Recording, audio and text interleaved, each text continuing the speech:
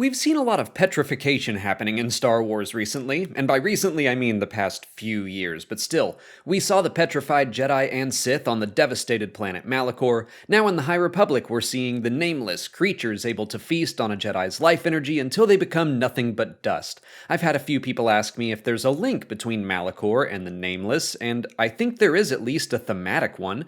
So today I wanted to take a look at petrification in Star Wars as well as other mythologies to explore the meaning behind it all. First, in Star Wars itself, I absolutely think there is a link between Malachor and the Nameless, the dark side. The weapon on Malachor was created by the Sith and was powered by a massive kyber crystal, probably a kyber crystal that had been bled and corrupted. We don't know that for sure, but no matter what, I think it's safe to assume a Sith weapon would be powered by the dark side.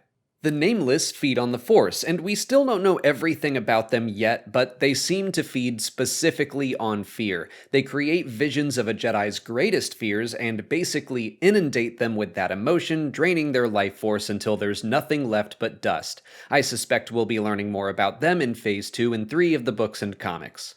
Fear is, according to Yoda and George Lucas, the root of the dark side. People become attached to things, be it people or money or power, then they become afraid they will lose that thing they covet, then they become angry at the people they think are trying to take that thing away, then they grow to hate those people. That is the thematic cycle of the dark side. So maybe the creators of Star Wars Rebels and the High Republic are saying that giving into fear and the dark side as a whole will kill the person you're meant to be. Being angry all the time does drain your energy. It's exhausting. There are certainly times where it's appropriate to be angry, but to give in to that day after day will ruin you. It'll leave you a shell of your former self. That's my interpretation for now anyway. Can other mythologies tell us more? Petrification pops up frequently in ancient stories from all over the world. Medusa is probably the most famous example, a creature whose gaze could turn people to stone, but Greek mythology has a lot of other references. In the Odyssey, Poseidon turns a ship full of people into stone, punishing them for helping Odysseus. Letheia was turned to stone by the gods for her vanity. Hermes turns Battus to stone after he breaks his word.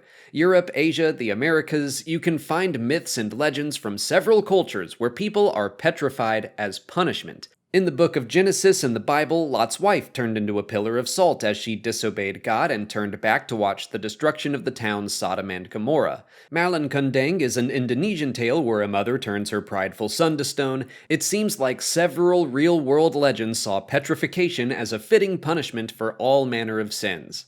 I think that lines up decently well with what we've seen in Star Wars. Sort of with the Nameless. I'm more sympathetic to the Jedi of the High Republic era because they're being attacked by fear, but we also don't have the full story yet. We've heard a little bit about something they did wrong on the planet Dalna, and they've done their best to cover it up. Phase 2 should tell us what happened, and maybe the Nameless and their attacks are kind of like a cosmic comeuppance for that wrongdoing.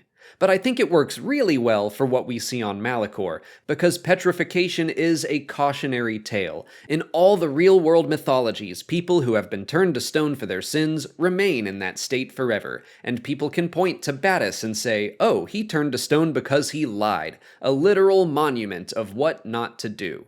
In Star Wars Rebels, Yoda sends Ezra to Malachor to help reinforce a lesson, that winning a war is not as important as how you choose to win. During the Battle of Malachor, the Sith decided to fire their weapon, and it petrified everyone in the immediate area. Jedi, Sith, it didn't matter. The Sith wanted to hurt the Jedi at any cost, and the end result was just death. You can't even tell who's who. The bodies of Malachor have become a monument that if you lose yourself to win the battle, you haven't truly won.